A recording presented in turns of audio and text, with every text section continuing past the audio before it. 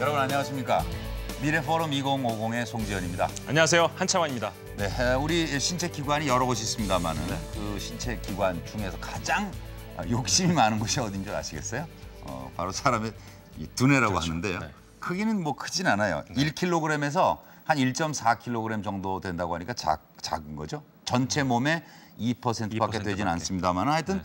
산소 소비량은 많아요. 10배가 넘는다고 합니다. 저는 손인 줄 알았어요. 가장 욕심이 많은 게. 좋은 일도 많이 하지만 나쁜 일도 많이 하는. 근데 손 자체도 두뇌가 시킨다는 거네요. 그러니까. 맞아요. 그렇죠. 맞아요. 예. 이런 말도 있지 않습니까? 두뇌에 공급된 혈액이 네. 15초만 차단돼도 일반적으로 사람들은 의식불명이 이른다고 합니다. 그렇습니다. 네.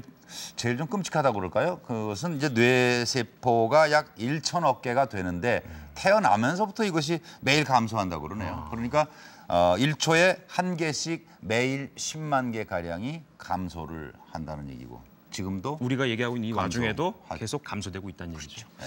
참 이 인류가 원숭이로부터 사람답게 진화한 것도 이 뇌의 용량이 커져서 그렇다고 하는데 네네. 뇌는 정말 알아도 네. 끝이 없는 정도로 엄두가 안 날 정도의 깊이를 갖고 있는 것 같습니다. 네.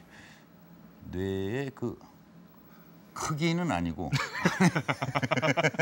뇌의 용량에 그렇죠. 따라서 네. 이 사람이 머리가 좋고 나쁘고도 할 것 같아요. 네. 그래서 그것도 좀 오늘 알아보겠어요. 네. 뇌라는 것이 인류의 마지막 뭐 정복 대상이라는 얘기를 하는데 오늘은 그 미지의 영역에 발을 내디디신 세 분의 모험가를 모시고 뇌의 신비를 좀 풀어보도록 하겠습니다. 먼저 2050년 오늘자 신문을 같이 들여다보실까요?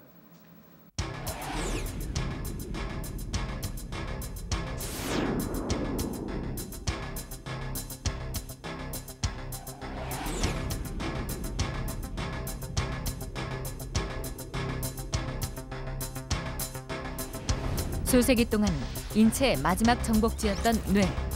미지의 영역이었던 만큼 치매로 대표되는 뇌질환 또한 원인을 알 수 없는 불치병이었고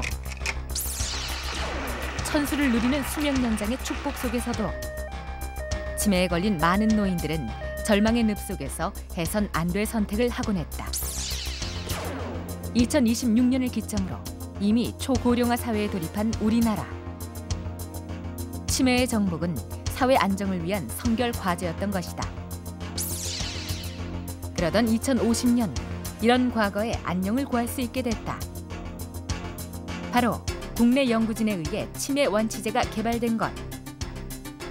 뇌과학의 마지막 관문으로 여겨졌던 치매 치료의 길이 열리면서 뇌의 신비 또한 완전 정복된 것 아니냐는 낙관론이 고개를 들고 단순한 수명 연장을 넘어 마지막 순간까지 인간답게 살 수 있는 길이 열릴 거란 장밋빛 예측이 가득한 가운데 뇌의 정복은 과연 인간에게 혜택만 줄 수 있을까?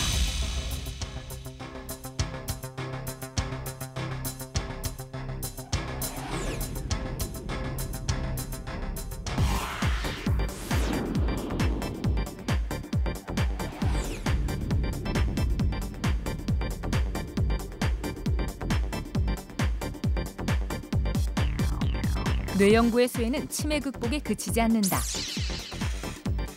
가장 눈에 띄는 건 바로 로봇 개발 분야. 밝혀진 뇌 구조와 작동 원리를 공학에 응용하면 그 모사품인 인공지능 또한 가능해지고 이를 탑재하면 인간의 외양만 흉내내던 휴머노이드를 떠나서 인간처럼 생각하고 느끼는 인조인간, 즉 안드로이드의 개발까지 가능하게 되는 것이다. 안드로이드는 20세기까지만 해도 공상과학 소설이나 SF 영화에서 등장하던 단어. 뇌과학의 발달은 이를 현실화할 수 있고 인간은 일일이 명령하던 시대를 떠나 스스로 판단하는 로봇 덕에 진일보된 편리함을 누리게 되는 것이다.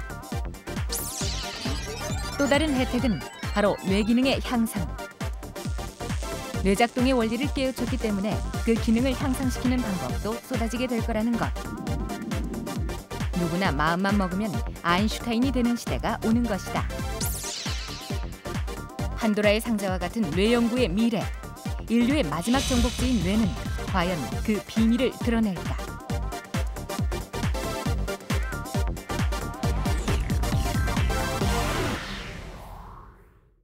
네, 오늘 나오신 분들 소개해드리겠습니다. 카이스트 뇌과학연구센터 소장이십니다. 이수영 박사님 어서 오십시오. 네, 감사합니다. 안녕하세요. 서울대학교 양리학 교실에 계신 서유헌 교수님 나오셨습니다. 네. 안녕하세요. 그리고 고려대학교 심리학과의 남기춘 교수님도 어서 오십시오. 안녕하세요. 네, 안녕하세요. 오늘 뇌 얘기를 할 텐데요. 뇌를 두고 처음에도 말씀드린 대로 이제 인간의 뭐 최후 정복지다 이런 얘기를 한다고 하는군요. 가장 더디게 발전하는 학문 분야라고도 하고 또 전체 작용 원리의 지금 1%도 제대로 밝혀지지 않았다. 그래서 이 뇌 정복을 과연 논할 수 있는 것인가부터 좀 이수영 소장님 말씀해 주세요. 예, 우리가 뇌에 대해서 정복을 하겠다고 나서는 거는 저는 좀 지나친 욕심인 것 같고요. 네. 그래서 뇌가 어느 정도의 일을 할 수 있는지조차도 우리가 자세히는 사실 모릅니다. 그렇기 때문에 제가 알고 있는 것이 전체의 1%가 되는 건지 뭐 10%가 됐는지 아니면 0.01%가 됐는지조차도 사실은 가늠하기가 어려운 상황이고요. 그렇지만 그 뇌에 대해서 조금이라도 우리가 이해를 하면은 그것이 우리 생활에 훨씬 많은 도움이 될 수 있을 겁니다. 그렇죠. 서유헌 교수님 생각에 뇌 연구를 오래 해오셨잖아요. 지금도 서울대학교 신경과학연구소 소장직도 맡고 계시죠. 네. 근데 이제 조금 전에 네. 우리 말씀하신 바와 같이 뇌를 연구하는 학자들의 70%가 네. 지금 생존하고 있다는 거죠. 그 말은 무슨 말이냐면 이제 최근 100년 사이에 뇌에 관한 연구가 활발하게 이루어진다. 이제 아주 활발하게 그러니까 아주 최신의 학문이죠. 예. 그러니까 20세기 전에는 뇌에 관한 연구는 별로 그렇게 이루어진 바가 많지 않습니다. 네. 그래서 이제 지금 최근에 아주 굉장히 빠르게 네. 이루어져서 아까 뭐 1%인지 얼마인지 우리가 정확하게 이제 말을 할 수 없다고 그랬는데 사실 최근 한 3, 40년 동안에 이루어진 걸 보면 상당히 많은 게 또 우리가 알고 있습니다. 그래서 뇌의 신비의 하여튼 일부분은 지금 이제 어느 정도 밝혀지고 있고 또 우리 21세기에는 노령화가 급격히 진행이 되고 있기 때문에 우리가 이제 노령화 사회에서 가장 중요한 거는 결국 뇌에 오는 질환이 모든 질환을 압도합니다. 맞아요. 예, 그래서 이제 결국 뇌 질환이 정신병, 신경병, 뭐 치매, 뭐 파킨슨 등등 퇴행성 질환들이 많은데 이걸 극복하지 않고는 우리가 인류의 미래는 결국 뇌 질환의 극복에 달려 있다 이렇게 말할 정도로 우리가 지난번에 이제 대한의사협회 100주년 기념 행사에 우리의 가장 큰 타이틀이 뇌 질환 극복, 인류의 미래가 달려 있다 이렇게 이제 한 게 큰 타이틀로 돼 있었습니다. 그 뇌 연구에 지금 이렇게 몰두하고 계신 분들은 저희가 보통 뇌가 좋다 나쁘다고는 표현 안 하지 않습니까? 머리가 좋다, 나쁘다. 그렇죠. 뭐 머리가 좋다 나쁘다 하는 거는 결국은 뇌가 좋다 나쁘다 하는데 뇌가 좋은 걸 우리가 종합적으로 판단할 수 있는 아직 척도가 없습니다. 그럼 좋은 뇌를 가진 분들이 연구하는 것이다라고 하기에는 아직 이른가요? 그렇죠. 그만큼 모르니까 그렇다고 바보가 하는 학문은 아니고요. 그래서 저희들이 자부할 때는 결국은 인간의 뇌가 맨 위에 있지 않습니까? 예, 그렇네요. 정말 신체. 그래서 가장 그래도 아주 머리 좋은 사람들이 하려고 노력하는 학문 분야가 아닌가. 그러니까 이수영 소장님 뇌 정복 얘기하기는 아직 이르다 그러셨는데 산을 타는 분들이 뭐 산 정복한다는 얘기 안 하잖아요. 정말 높이를 알 수 없는 산인 것 같아요. 뇌가 신비하다고 그러는데 그건 왜 그렇습니까? 하는 일이 여러 가지가 있는데요.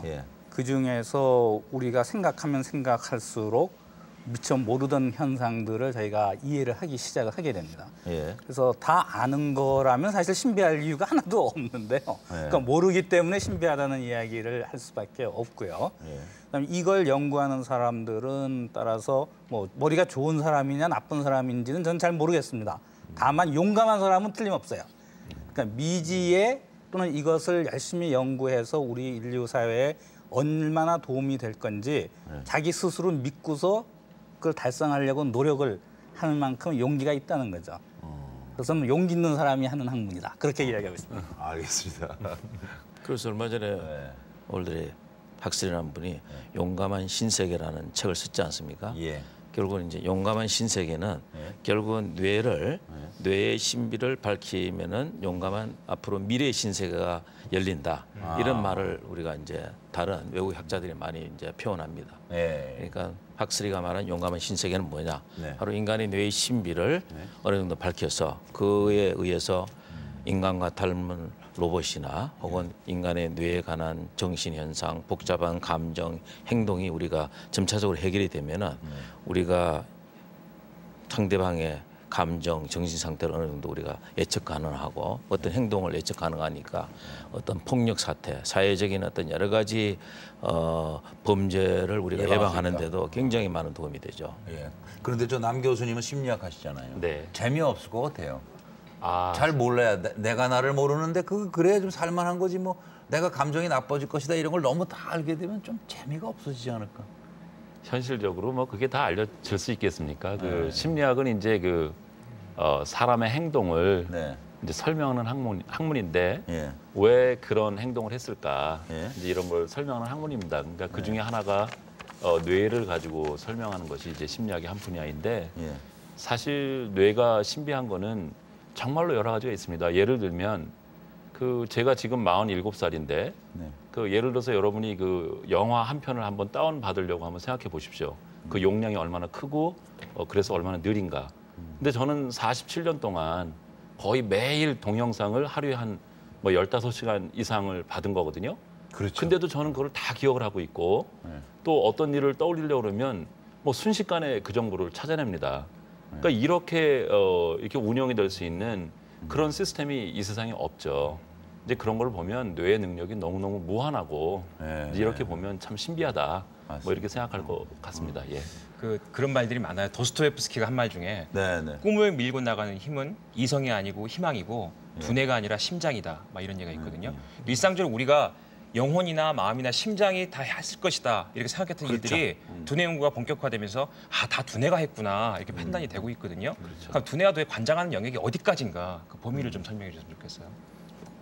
그러니까 우리 뭐 24시간 깨어 있을 때나 잘 때나 우리의 모든 신체, 그다음에 정신 활동, 그건 결국은 모든 게 그냥 뇌에 의해서 좌우된다. 뇌가 다 이제 조절하고 있다. 그러니까 뇌가 멈추면 우리는 뭐 모든 게 결국은 멈추는 거죠. 그래서 지금은 뇌사가 되면은 우리가 사망의 기준을 삼거든요. 그러니까 과거에는 심장사가 사망인데 지금은 뭐 심장사가 사망이 아니라 뇌가 죽으면 모든 끝이다. 우리의 모든 활동은 다 이제 뇌에 의해서 결국은 다 되기 때문에 그만큼 우리는 뇌는 뭐 나는 누구냐 하는 아주 철학적인 질문에 나는 뭐 누구냐? 나는 뇌다. I am the brain. 이런 말을 우리가 표현하거든요. 그게 모든 걸 나타냅니다. 나는 뇌에 의해서 나의 특징이 나타나고 나의 모든 성격, 나의 지능, 나의 행동 뭐 모든 게 다 나의 뇌로부터 표현이 된다고 말을 할 수 있죠. 최근 연구들 보면 이 뇌파 측정이나 이런 걸 통해서 뇌가 할 수 있는 영역을 더 많이 연구하는 것도 같고요. 또 연구 결과 보면은 뇌의 특정 부분이 성격을 좌우한다거나 운동신경을 좌우한다 이런 결과가 나와 있는데 그보다 더 진전된 연구 성과가 나온 건 있습니까? 뇌 연구하고 그러니까 뇌의 기능하고 관련된 연구에서 한 부분은 조금 하위 레벨에 그러니까 초기 정보 처리하고 관련된 그런 연구 영역이 있고 뭐 문제 해결이라든지 추론이라든지 어떤 상황 인식이라든지 이런 것들은 상당히 상위 수준의 그런 인지에 해당되는데 좀 하위 레벨에 해당되는 그런 인지, 기능 이런 거하고 관련된 것들은 뇌 영역이 상당히 국소적으로 되어 있습니다. 그리고 그런 것들은 상당히 밝혀졌고 근데 대신에 이제 그 상위 수준에 해당되는 거 예를 들면 추론을 어떻게 하는지 어떤 문제를 어떻게 해결하는지 이런 부분은 아직 이제 많이 연구가 돼야 되고 그래야 될 분야입니다. 네, 뇌가 하는 일이 이제 얼마나 밝혀졌느냐는 질문을 해서도 많이 듣는데요. 그러니까 어디까지 밝혀진 거를 저희가 밝혀졌다고 말을 할 수 있느냐에 대해서도 상당히 의문이 많이 있고요. 그러니까 지금 말씀하셨듯이 뇌의 어느 부위가 청각을 담당하느냐, 운동을 담당하느냐 하는 거는 알려져 있습니다. 그거는 이제 뇌 영상 기법들이 발전함으로 해가지고 살아있는 사람이 어떤 생각을 하거나 뇌가 움직일 때 어느 부분의 뇌가 지금 열심히 일을 하는지를 영상화시키는 기술이 도입이 됨으로 해가지고 뇌과학이 이제 획기적인 발전을 하게 됐습니다. 그렇지만 뇌의 어느 부위가 지금 일을 한다고 해서 그러니까 지금 뇌 중에서 청각 부분이 지금 일을 한다고 해서 사람이 청각 신호를 어떻게 처리하는지를 이해하는 것은 아니거든요. 그러니까 실제 기능과 뇌의 위치를 연결시키는 것까지는 됐는데 그 뇌가 구체적으로 이러이러한 단계를 거쳐서 그 프로세스가 뭔지에 대해서는 아직은 잘 모르고 그나마 많이 이해를 저희가 알고 있는 부분은 감각기관 쪽에서는 시각, 청각, 촉각, 후각, 미각 쪽에서는 비교적 어느 정도 저희가 알고 있습니다. 그렇지만 지금 남 교수님이 이야기했듯이 그 위 레벨로 올라가 버리면은 아는 게 거의 없죠. 그렇죠. 예. 그러니까 저 왜 노래도 있잖아요. 저 내가 왜 이러는지 몰라. 그렇죠. 그렇잖아요. 내 뇌인데. 그렇죠. 이거 왜 내 맘대로 안 되냐 이거. 모르죠. 그 똑똑한 뇌가 그걸 모르고 있다는 게 저는 신비스러워요. 제가 예를 들어 왼손을 들고 싶다. 이거 제 의지대로 되잖아요. 그러나 감정의 조절이라든지 이런 건 제 의지하고 상관없이 또 움직여가지고 인간이 헤매고 돌아다니고. 그렇죠. 그러니까 뇌는 이제 국소적으로 어떤 기능을 하냐는 건 대체적으로 우리가 알고 있지만. 그렇죠. 그건 아주 기능적인 부분이고. 그러니까 그다음에 우리가 고차적인 정신 현상이나 이런 거는 우리가 이제 뇌가 전체적으로 또 국소적인 것뿐만 아니고 전내적으로 같이 이렇게 작용을 하기 때문에 전체 뇌가 어떻게 협력을 해서 어떻게 하느냐 하는 거는 앞으로 정말 수많은 세월이 경과해야 어느 정도 이해가 가능할 겁니다.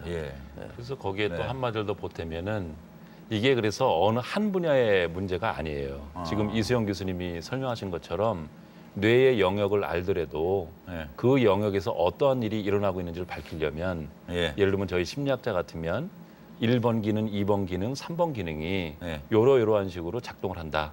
이렇게도 밝혀져야 되고 뇌의 회로가 1번 회로가 어디로 어떻게 연결이 돼서 어떤 약물이 어떻게 전달이 되거나 신호가 전달이 되는지 이런 식으로도 밝혀져야 되고 그래서 이게 어떤 한 분야의 어떤 연구만으로 해결될 수 있는 문제가 아니고 그래서 사실 세계적인 조류도 융합과학 형태로 가는 겁니다. 다양하게. 특별히 뇌에 있어서는 더 그럴 것 같아요. 그리고 조금 더 쉽게 이해를 돕기 위해서 말이죠. 지금 이제 인간처럼 생각하고 말하는 로봇을 만든다. 이것이 그 뇌 연구, 두뇌 연구하는 분들의 꿈이라고 알고 있는데요. 지금까지 밝혀진 뇌의 신경망을 모방한 컴퓨터를 이제 만약 로봇에 적용한다. 그랬을 때는 이게 몇 세의 뇌 기능까지 가능하다고 볼 수 있는 겁니까? 이게 몇 살? 그 질문도 상당히 많이 듣는 질문인데요. 그러니까 한때 뭐 미국에서는 파리의 뇌를 모방을 하는 시스템을 만들자라고 이야기한 적도 있었습니다. 그렇지만 저한테 답을 하라 그러면은 하드웨어하고 소프트웨어는 다르다. 그래서 하드웨어로 치면은 지금 유아기 정도의 뇌를 모방한 인공 컴퓨터가 존재를 합니다. 그래서 사람의 시각이라든가 청각감, 촉각의 이 유아기 정도, 5, 6세 정도의 기능을 할 수 있는 하드웨어는 있습니다. 그래서 카메라의 그 해상도라든가 그 마이크가 그 달팽이관에서 하는 기능 정도까지는 다 하고 있는데 문제는 소프트웨어가 부족합니다. 그래서 실제로 뭐 망막에 정보가 들어오는 것은 아는데 그다음 어떤 과정을 거쳐서 제가 보고 있는 이 얼굴들을 다 이해하고 그 사람들이 특성을 옛날에 기억했던 내용을 다시 불러드릴 수 있느냐 하는 거에 대해서는 알고리즘이 부족한 상태고요. 거기에 대해서는 한 1세 정도의 수준밖에 못한다라고 이야기할 수 있습니다. 다만 저희가 인공 두뇌라는 걸 추진을 하면서 한 것이 처음에 만들고 싶은 것이 갓 태어난 어린아이의 지능 수준을 구현을 하는 걸 목표로 했고요. 그렇지만 이 사람 두뇌에 중요한 거는 스스로 배우면서 성장해 나가는 거거든요. 그러니까 여러분들도 갓 태어난 다음에 스스로 뭐 환경하고 부모하고 친구하고 작용하면서 지금의 사회자가 되신 거 아니에요. 지금의 제가 된 거고 수십 년이 걸렸지만 그래서 우리가 처음에 만든 건 어린아이의 두뇌지만은 이 어린아이의 두뇌를 10년, 20년 잘 훈련을 시키고 교육을 시키면은 이것이 방송인도 될 수 있고 뇌공학자도 될 수 있고 뇌과학자도 될 수 있고 의학자도 될 수 있지 않겠느냐 그런 꿈을 갖고 있습니다. 컴퓨터로요? 그 컴퓨터라는 거는 계산하는 거의 기본적인 용어일 뿐이고 저희는 인공신경망이라고 이야기를 하는데요. 그 사람의 뇌에서 신경세포들이 많이 모여가지고 어떻게 보고 듣고 생각하고 행동하는지를 그 컴퓨터 하드웨어를 이용해서 구현을 하는 거죠. 저는 그건 불가능하다고 보는데요. 저도 가능하다는 이야기는 절대 안 했고요. 저는 그거는 과학으로 풀 수 없는 영역이라고 생각하는데. 얼마나 가능하냐의 문제에서 저하고 완전히 똑같은 놈을 100년 후에 만들지 뭐 1000년 후에 만들지는 아무도 모르는 거죠. 컴퓨터를 그렇지만, 교육해서 기능이 좋아진다? 네. 저는 그거는 불가능할 그러니까 거예요. 저희가 하고 있는 것이 컴퓨터가 어떻게 배우느냐는 학습 기능만 저희가 컴퓨터에 집어넣어줍니다. 학습 기능. 네네. 그러면은 이 학습 기능이 저하고 계속 대화를 해 나가면서 제 능력을 발전시킬 수 있는 거고요. 이게 하루아침에 되지는 않고 제가 뭐 10년, 20년까지 이야기를 드린 거고요. 그래서 여러분들이 어릴 때에서 지금까지 성장되는 과정을 이 인공두뇌라는 놈한테도 좀 참고 기다려줬으면 좋겠다. 지금 현재 인공두뇌가 너 이것도 못해 그러고 야단치시지 말고 이 사람을 잘 키우고 사랑해 주시면은 10년 후, 20년 후에 멋있는 놈이 생길 가능성이 있다고 생각합니다. 지금 1차적인 인지 기능은 가능하지만 그 들어온 데이터를 분석하는 기능이 연구 중이다 이런 말씀 같은데 되게 우리가 요즘 컴퓨터랑도 바둑도 두고 오목도 두고 장기도 두지 않습니까? 체스도 하고요. 그런데 사실 이런 기능은 가능합니까? 사람 두뇌에다가 어떤 칩을 넣어서 영어를 갑자기 잘하게 됐다. 뭐 이런 연구 같은 것도 같이 이루어지고 있나요? 그러면 그런 게? 그건 영화에 많이 나오는 그렇죠. 이야기인데요. 저는 그건 안 했으면 좋겠다라고 생각을 하고 있고요. 그렇게 되면은 그 칩이 전지 아니면 제가 난지 누가 난지 헷갈리거든요. 하지만 그건 윤리적인 문제가 사실 뇌 연구를 하다 보면은 결국은 윤리적인 문제하고 많이 부딪히게 되고요. 저는 근본적으로 그 사람의 뇌에다가 인위적으로 작용을 해가지고 딴 일을 시키는 거는 꼭 필요한 경우가 아니면 안 했으면 좋겠다. 왜? 그 순간에 그 인간이 아니기 때문에. 인간은 제가 아니니까요. 맞습니다. 그래서 그건 위험한 겁니다. 다만 거기에서 배워오는 아이디어를 가지고 사람의 기능과 비슷한 일을 하는 인공 시스템을 만들어서 이것이 사람을 좀 도와주면서 사람다운 생활을 할 수 있게 도와줬으면 좋겠다. 하는 게 제 목표고요. 의학하시는 분은 또 다른 목표를 갖고 있습니다. 그러니까 저는 이제 공학자 출신이기 때문에 최종 목표가 사람이 윤택하게 그 창의적으로 편리한 생활을 할 수 있게 도와주자 하는 게 제 공학자의 목표고 의학하시는 분이나 심리학하시는 분의 목표는 또 다를 거예요. 그렇죠. 그래서 제가 아까 컴퓨터를 학습시켜서 인간의 두뇌처럼 발전한다. 이건 불가하다. 저는 그렇게 단언한 지금 게. 현재의 기술로는 불가능하고요. 아니 저는 그게 이제, 감정을 그게 10년, 넣을 수가 20년 동안 우리가 꾸준한 연구를 통해서 앞으로 그런 게 조금씩 이제 구현이 될 겁니다. 그런데 우리 의학 쪽에서는 예를 들면 이제 손발이 마비가 됐단 말이죠. 그러니까 못 움직이는 사람한테 뇌에다가 이제 전자칩을 넣어서 내가 통해서? 이렇게 그렇죠. 내가 TV를 직접 못 키잖아요.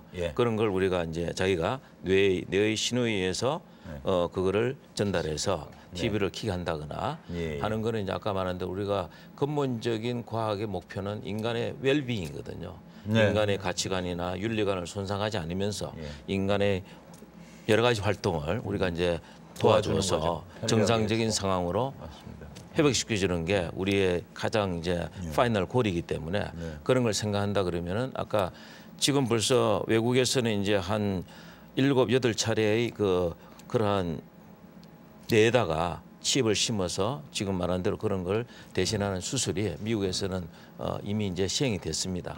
그러니까 앞으로 이제 그런 게 좀 더 발전하면은 우리가 아까 여러 가지 이제 생각했던 인간성의 어떤 아이덴티티, 정체성의 문제 같은 건 우리가 신중하게 생각을 해서 우리가 지금 어떤 이제 나 자신을 생물학적으로 복제하는 거는 이거는 이제 있어서는 안 되겠다 하는 거는 모든 사람의 공통된 건데 사실 이제 우리 뇌를 닮은 그 컴퓨터라든지 어떤 인간의 뇌를 어느 정도 구현을 하게 되면은 결국 필연적으로 이제 나는 누구냐 하는 문제. 우리가 영화에 보면은 터미네이터나 바이센테니얼맨에서 나오는 사람하고 거의 똑같단 말이죠. 그런데 이 사람은 영원히 살 수 있고 사람과 사랑도 할 수 있고 이런 거는 물론 뭐 당분간은 전혀 불가능한 이야기지만 영원히 불가능할지도 모르죠. 그러나 세월이 오래 우리가 지나면은 과학이 발전하고 우리가 더 많은 연구를 하면은 어느 정도 그게 이제 구현이 가능할지 모릅니다. 그럴 때 대비해서 우리의 철저한 윤리 의식이나 이런 거는 우리가 지금부터 잘해서 기계하고 우리가 평화적인 공존을 해야지 기계에 우리가 좌우돼서도 안 되고 우리의 정체성이 또 손상돼서도 안 되겠죠. 그래서 이제 불안하다 그런 말씀이죠. 뇌 기능, 자기 공명 영상 이런 뇌 영상 연구들을 통해 가지고 이제 뭐 기억 심리까지도 들여다보고 예측한다. 그래서 미리 조정할 수 있게 이런 걸 이제 된다면 뇌 기능을 높이는 갖가지 정신 약물들도 이제 개발이 되겠고요. 그러다 보면 이게 윤리 영역을 분명히 위협하게 될 거예요. 그렇죠. 남 교수님은 어떻게 이걸 조절을 해나가야 그러니까 아까 그 얘기한 것처럼 그 어떤 연구 분야가 한 분야만 클 수 있는 게 아니고 예를 들면 인터넷이나 이런 것들이 개발 안 됐을 때는 그런 윤리나 그런 법이나 이런 게 없었습니다.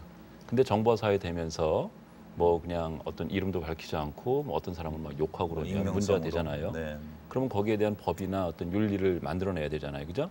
그런 것처럼 이제 뇌 연구를 하는데 지금까지는 그런 사실을 몰랐기 때문에 거기에 대한 법이나 윤리나 이런 것들 생각 안 해봤지만 철학이나 그렇지만 이제 그거를 많이 알게 되면 당연히 다른 분야도 거기에 따라오는 연구가 있어야 되는 거고 그러니까 이게 학문의 공동체가 함께 다 같이 가야지 되는 겁니다. 어느 한 분야만 혼자 독주한다는 게 있을 수가 없고 그런 윤리를 당연히 만들어야 되고 뭐 예를 들면 저 같으면 뭐 과학 윤리 무슨 뭐 뇌 윤리 뭐 이런 식의 이제 뭐가 생겨나야 되는 거죠. 그 질서가 생겨야 된다. 그런 말씀이시죠. 그리고 우리가 이제 소련 같은 데서는 지금 뇌에 작용하는 약이 굉장히 많이 개발되고 있으니까 이런 걸 이용해서 이제 정치범들을 교모하게 이용하고 이러는 예가 많이 있었거든요.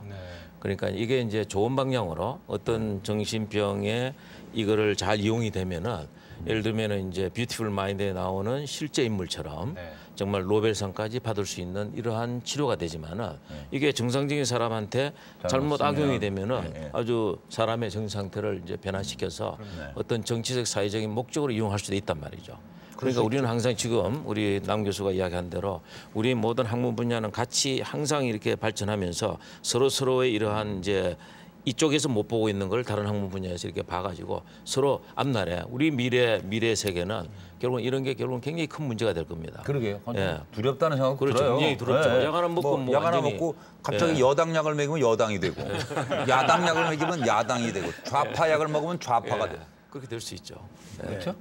저는 그건 사실 하고 싶지가 않고요. 최소한. 그렇지만 윤리 문제의 또 다른 하나가 저희가 궁극적으로 하고 싶은 게 사람과 같이 스스로 생각하는 로봇을 만들자. 지금 영화 이야기 하셨지만은 그런 터미네이터라든가 뭐 AI에 나오는 데이비드 같은 그런 로봇을 만들었을 때 사람하고 그 로봇이 같이 생활하는 새로운 형태의 사회 윤리가 구성이 돼야 될 거다. 그러니까 그 로봇이라는 거를 단순히 그 하나의 일꾼. 사실 로봇이라는 말의 원래 의미는 일꾼이거든요. 그러니까 일꾼으로 얘를 대하면은 당연히 얘도 싫어하겠죠. 자기가 왜 인간이라는 주인을 모시고 서비스만 하고 삽니까? 좀 자기가 못할 때는 또 살 수 없이 쫓아가지만 자기 지능이 점점 발전해 나가면서는 결국은 왜 나는 쟤를 위해서 계속 일만 해야 되느냐. 그런 성질 있는 로봇을 만들지 마세요. 근데 그런 성질 있는 로봇을 안 만들면은 이놈이 저한테 일을 하는 게 아주 못마땅할 겁니다. 제가 그러니까 제 동료가 있는데 이 동료가 똑똑하면은 제가 일을 시키기가 쉽잖아요. 근데 이 동료가 아주 머리가 나쁘고 일을 잘 못하면은 관도 그럴 거라고. 차라리 관두는 게 낫지. 그러니까 이 지능 로봇이 제 일을 도와주게 하기 위해서는 얘한테 지능을 줄 수밖에 없습니다. 안 그러면 못 씁니다. 그런데 지능을 주다 보면은 이제 내가 왜 널 위해서 일해야 되느냐 라는 이야기가 나오기 시작을 하고 그래서 터미네이터처럼 인류의 반기를 드는 로봇이 나올 거다. 사람들이 이제 염려를 하는 건데요. 그거는 제 생각은 어린애가 나중에 커가지고 부모 말을 안 들을 테니까 애 낳지 말자. 그 이야기는 똑같다고요. 그럼 안 낳고 살 거냐? 그럼 인류가 멸망할 텐데. 그러니까 이런 지능 로봇을 만들어서 이 지능 로봇이 노예가 아니고 내 친구, 협력자다. 내 가족, 동료로서 대접을 해주는 사회 윤리관이 형성이 되어야 인간과 기계가 공존하면서 서로 번영을 누릴 수 있을 거다. 그렇게 생각합니다. 평화로운 공존이 반드시 이루어져야죠. 자식 마음대로 안 되는데 평화로운 공존을 얘기하신다는 건 참 너무 뭐 이렇게 낙관적으로 이렇게 보게 되면 그 사람들이 이렇게 몇 사람이 모이면 예를 들어서 어떤 단체 같은 게 만들어지고 그러면 원래는 없던 어떤 규칙이나 이런 거 있었는데 다 같이 공존하고 다 같이 행복하기 위해서 무의식적으로 어떤 그런 룰이 만들어져요. 그런 것처럼 이제 어떤 진짜 지능을 가진 그런 기계 이런 것이 있으면 사람처럼 행동을 할 것이고 그 속에서 공익을 위한 게 뭐냐, 다 같이 사는 길이 뭐냐 이런 걸 아마 논의하게 될 거고 아마 자정 능력이 있으니까 미래에도 더욱 배려는 더 필요할 그렇죠. 것 같아요. 2050년이 돼도. 그 이미 1950년에 일본의 데스카 오사무가 만든 만화가 철한 아톰이 있습니다. 그 아톰매가 뭐가 나와요? 로봇 헌장이 나와요. 그러니까 로봇이 인간하고 똑같은 두뇌를 갖게 되면 로봇이 지켜야 될 헌장을 만들어놨거든요. 이미 1950년에. 그중에 하나가 인간과 공격하면 안 된다.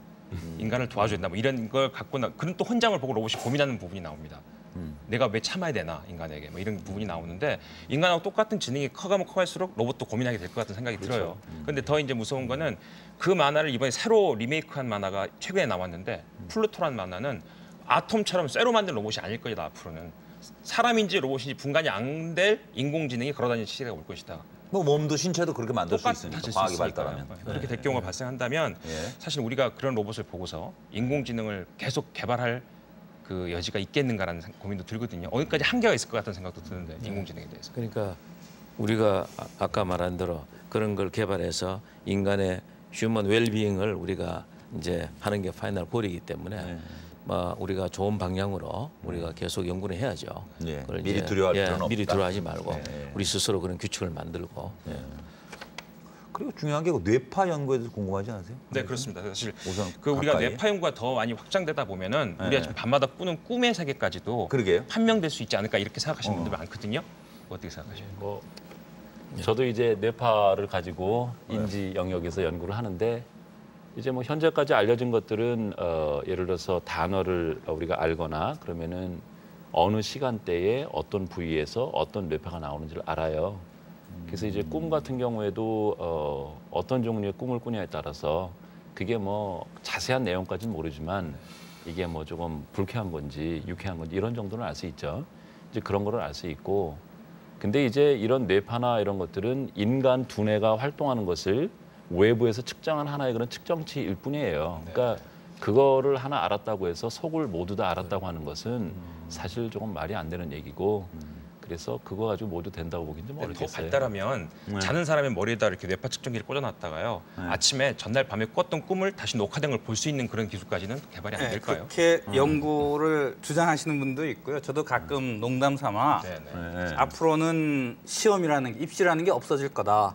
그냥 머리 위에다가 하나 뒤집어 쓰면은 너는 합격, 불합격 나올 거다라고 이제 농담 삼아 이야기를 하긴 하는데 그렇게까지 가기는 힘들 거다. 그러니까 지금 사람의 뇌에 있는 뉴런 신경세포의 수를 100억 개 이상이라고 이야기를 합니다. 그럼 사람이 뇌를 제대로 이해하기 위해서는 그 100억 개의 신경세포가 각각 무슨 일을 하는지를 다 이해를 해야 진짜 사람의 뇌를 이해할 수 있는데 지금 뇌파 가지고 특히 이제 그 머리 바깥에서 측정되는 뇌파의 개수는 256개가 거의 최대로 쓰이고요.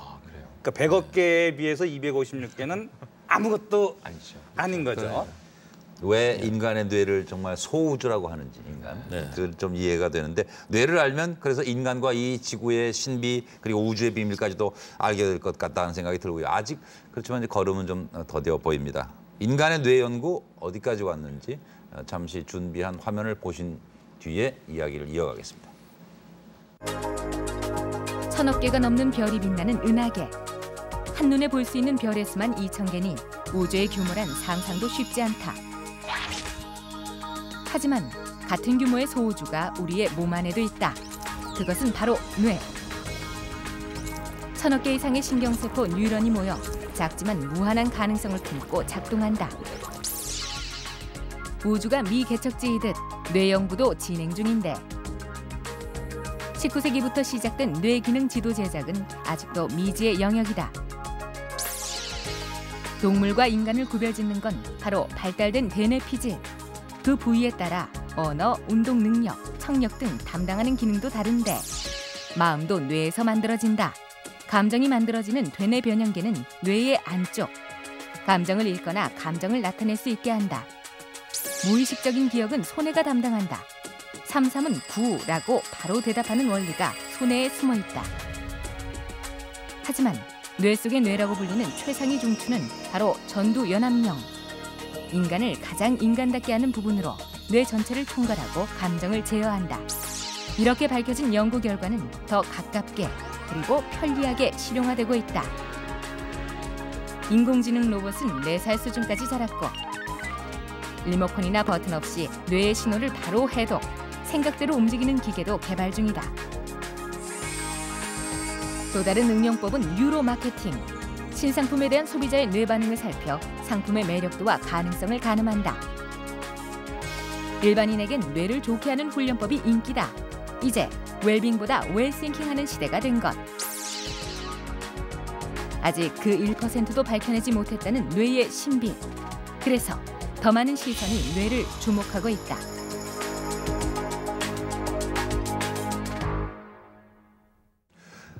뇌 연구가 참 활발하다는 생각이 드는데요. 어쨌든 뇌의 신비를 밝히기 위해서 지금 국가 간 전쟁이 치열하다는 얘기도 있는데 일본도 21세기를 뇌의 세계라고 명명하고 미국 뒤를 쫓고 있다고 하는데 그럼 우리는 지금 어디쯤 가고 있는 거예요? 교수님? 전 세계적으로 열심이고요. 네. 그러니까 일본 지금 말씀하셨듯이 미국이 이제 1990년에 상하 양원에서 1990년대를 뇌의 10년이라고 선언을 했고 일본도 이제 21세기를 뇌 세기라고 선언을 하고 1997년부터 뇌 연구소를 일본 이화연구소 내 국립연구소로 이제 만들었습니다. 한국도 그 1년 후인 1998년부터 이제 뇌연구 사업을 진행을 시켜서 10년간 사업을 진행을 시켰고요. 네. 그 2차 뇌연구 사업이 현재 기획 중에 있습니다. 네. 또한 그 국립뇌연구원 설립이 지금 추진되고 있고요. 여기서 서유원 박사님이 그 설립 추진 단장을 하고 계신데 현재까지 해온 연구 내용 측면에서는 뇌를 이해하는 그 과학적인 측면하고 그걸 이용해서 뇌 질환을 극복하는 의학학적인 측면하고 그걸로 그 인간의 삶을 윤택하게 하는 공학적인 측면하고 세 가지 단위로서 현재까지 진행을 하다가 2006년부터는 이제 인지과학이 따로 더 시작이 해서 이제 4가지 분야로서 현재 뇌 연구가 진행이 되고 있습니다. 네. 일본 동경에는 뇌 연구소가 이황 연구소의 뇌 연구소가 10년 전에 만들어졌지만 그것보다 더 먼저 동경 지역에만 4개의 국립 연구소가 있습니다. 뇌 연구소가. 그렇게 많은데 우리나라는 아직 전체적으로 하나도 없어요. 그래서 이제 우리가 핸드폰을 수출하는 게 1년에 뭐 이제 예를 들면은 100조 원 정도 이런 이제 부가가치를 낸다고 그러는데 지금 뇌는 앞으로 그 이상의 아주 많은 이제 부가가치를 낼 거고 그래서 우리나라도 앞으로 그에 대비해서 국가 뇌 중앙연구소를 지금 만들기 위해서 지금 정부가 지금 계획을 해서 그래서 이제 앞으로 내년도에 아마 이제 정식 이제 우리가 착공을 해서 우리나라 뇌 연구를 좀 더 이제 선진국 대열에 바짝 우리가 붙여서 정말 미래 산업에 대비해서 가장 중요한 이게 우리 뇌를 연구해서 그걸 이용한 여러 가지 산업이 굉장히 많죠. 지금 현재 전 세계에 10개의 가장 많이 팔리는 약 중에 4개가 뇌질환 치료제입니다. 그리고 작년도에 미국에서 처방한 약의 총 매출을 보면은 5위에서 3개가 뇌질환 치료제로 그러니까 제목이 뇌질환 치료제가 결국은 제약 산업을 선도하고 있다. 그러니까 앞으로 뭐 결국은 질환 치료제는 뇌질환 치료제가 제약 산업을 선도합니다. 그 질환 말고요, 선생님. 네. 저는 언뜻 듣다가 생각나는 게 머리 좋아지는 거 약 가능합니까? 그렇죠. 가능합니다. 그것도 저희 연구단에서도 뇌 기능, 특히 기억력을 좋게 해주는 약을 지금 개발하고 있거든요. 그래서 머리 좋다 나쁘다는 아까 처음에 제가 말씀드렸는데 이 외형적으로 본 이 머리 크기하고 관련이 관계가 없죠. 그런 관계 없죠. 되게 이제 머리가 크다 그러면 이쪽에 안면? 뼈가 크다는 얘기죠. 뼈가 머리 뼈가 앞면에 뼈가 크다는 게 주로 나오는 거니까 실제로 뇌가 크다 하는 거하고 다릅니다. 그러니까 아인슈타인의 뇌가 1250g이거든요. 그러니까 평균보다 좀 작아요. 그렇네요. 그러니까 우리가 뭐 뇌가 무겁다 크다, 그죠? 돌머리는 뇌가 나쁜 거에 가진 대표 아닙니까? 그런데 무겁거든요. 그러니까 우리가 이제 임신했을 때 어떤 술을 먹거나 담배를 피거나 뭐 스트레스를 많이 받으면은 나중에 태어나서 자라도 1000g 정도밖에 안 되나 소뇌증이 됩니다. 그런데 보통 사람 그렇죠. 작은 뇌를 가진 애가 태어나죠. 그렇지 않고 보통 사람인 경우에는 대개 1300에서 1500g이거든요. 그 사이에는 뭐 크고 작고가 지능을 결정하지 않습니다. 그럼 후천적으로 얼마든지 지능을 더 올릴 수 그렇죠. 있는 게 가능하네요. 그러니까 우리 뭐 약을 먹어가지고 머리가 갑자기 좋아진다. 그거 그렇죠. 원하는 건가요, 우리가? 그러니까 우리가 기억력이 스트레스 받으면 이제 많이 이제 쇠퇴하죠. 그래서 스트레스 효과를 경감시켜 주면서 기억력을 회복시켜 주는 그런 경우는 우리가 지금 약으로도 많이 개발하려고 노력하고 있고. 교수님, 뇌 연구가 발달하게 되면요, 뇌 각 분야별로 비밀이 다 밝혀지면 뇌 부분 어떤 부위를 더 자극시키거나 어떻게 밝게 하면 사람이 갖고 있는 기능이 더 좋아질 수도 있지 않겠습니까? 그렇죠. 머리가 좋아지는 것뿐만이 아니라 더 잘 들린다거나 더 잘 보인다거나 이런 것도 가능합니까? 그렇죠. 어느 정도는 다 이제 지금 연구를 하면 뇌에다가 아까 말한 대로 어떤 부위에 칩을 심어서 그쪽에 자극을 하면은 파킨슨 환자가 막 손을 들다가 손을 전혀 안 떨어요. 그러니까 그런 거는 굉장히 좋고 또 어떤 경우에는 어떤 이제 척추의 부위를 자극하면은 결국은 여러 가지 그 어디 이제 죽음의 문턱까지 갔다 온 그런 경험이 다 나타나고 그런 것들이 우리 뇌에 작용해서 일어나는 거는 뭐 뇌의 기능을 어느 정도 이렇게 좀 모듈레이션 변화를 시키는 거는 충분히 가능하죠. 요즘 게임기 중에 뇌훈련 프로젝트 이렇게 나와가지고요. 매일매일 무슨 게임을 하다 보면은 뇌가 점점 좋아진다 이런 얘기가 게임에 나옵니다. 근데 어떤 분들은 그런 게 치매 예방이다라고 얘기한다면 그건 불법이다 이렇게 말씀하시더라고요. 치매는 절대 예방할 수가 없기 때문에. 그거는 전혀 그래서 인지력 사실이 확대, 아니고요. 인지력 유지 뭐 이렇게 말씀을 하시더라고요. 그런데 그런 뇌훈련 프로젝트가 과연 유용합니까?